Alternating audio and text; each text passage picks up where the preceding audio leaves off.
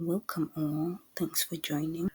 Owning more possessions than what is needed has become a sort of world culture now, but it raises questions on such as, do we really need all these things? Do we really need to have 10 items to serve one purpose? And what is the effect of us consuming all these at the huge population that we are in the world right now? Around you right now, as much as the culture is to amass many items, most of the products that you see around you are, first of all, they are cheap, incredibly cheap.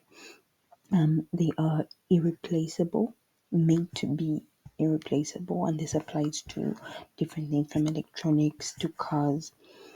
They are most of the time broken or faulty, and they are made to be unfixable, which means the hidden intention is for us to buy poor quality products so that they can break as fast as possible and we can go back and consume even more.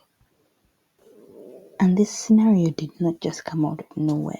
It is an evolution of a capitalist mission that has been in play for decades long, where at some point in time, the mission of producers switched from the consumer and giving the consumer good quality to making more profits for shareholders and owners of companies.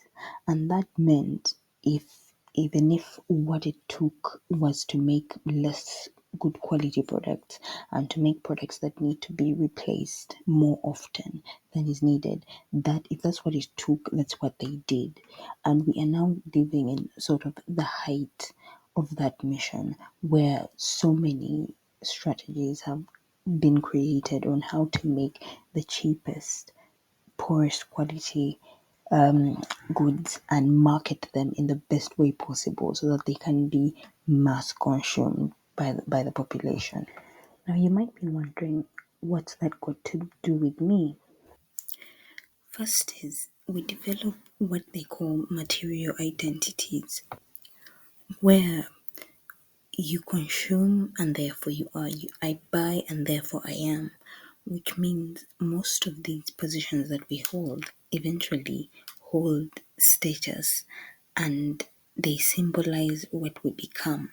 When you buy an expensive car or the latest phone gadgets, it becomes a part of your identity and you cannot see yourself without it, or you cannot bother to think of how people would see you without it. And that only intensifies our need to consume even more. This in turn results into wasteful spending ultimately, because you find that it becomes almost automatic that you spend more than what is needed on amassing all these products, and this is income that could be put towards savings or investment, but instead it's going towards consumption.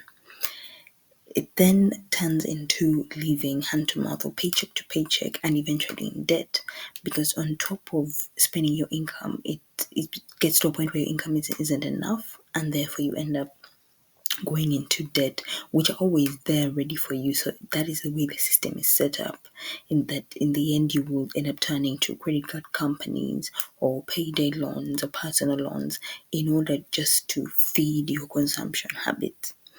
And the last and most important is the destruction that it does to the environment, where, and I think speaking for African countries, we can see many countries that whose water bodies that were once beautiful and green and blue are now flooded with garbage products that have been dumped into the countries from countries mostly in the global north, that and you can trace these back to the manufacturers, and then you wonder how they ended up in those countries. And it's very destructive to the environment, and eventually it has very harmful effects for the sea and water life, the ecosystems, and eventually the whole realize that environment. This system is not there. It has no positive outcomes for us. and it only exists to benefit the corporations and all the manufacturers that put out all this junk that we do not need. And that's why it's necessary for us to come back to the drawing table and find out how what we can do in our power and our capacity to limit the trend of overconsumption within our lives. First is to consciously spend. That is, be aware. It's not that we must cut all forms of spending, but we must try to be more aware of how much we're spending, to try and have a sense or to track. Some people go as far as tracking our spending patterns. What are we spending too much of? Find out if you already have other items that can serve the purpose before you buy a product, and that will help us. And also in general, just set knowing what amount you put aside for spending, so in case anything is marketed to you after that amount has already been spent, you know that you cannot spend more than that. Next is get rid of any consumer traps. Those might be apps, most likely, that keep sending you push notifications for you to purchase more and more. Certain websites, even certain followings that you have on social media. Some people even go ahead and get rid of certain social media apps altogether. And third one is to utilize the 24-hour rule. This is where you, if you're thinking of purchasing something, you put it aside, say in a basket, and then give it 24 hours. After those 24 hours, if you're still thinking of purchasing this product, then it's probably unessential or something that you don't have anything else that can serve the purpose. But most likely, after those 24 hours, you will have forgotten about what that is. And so you see that you had no need to purchase it in the first place. And last and most importantly is, don't spend what you do not have.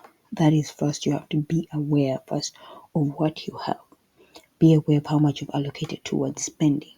That way you know that anything beyond that you will not take on, especially something that will make you end up in debt, just so you can maintain or keep this item that you didn't need in the first place.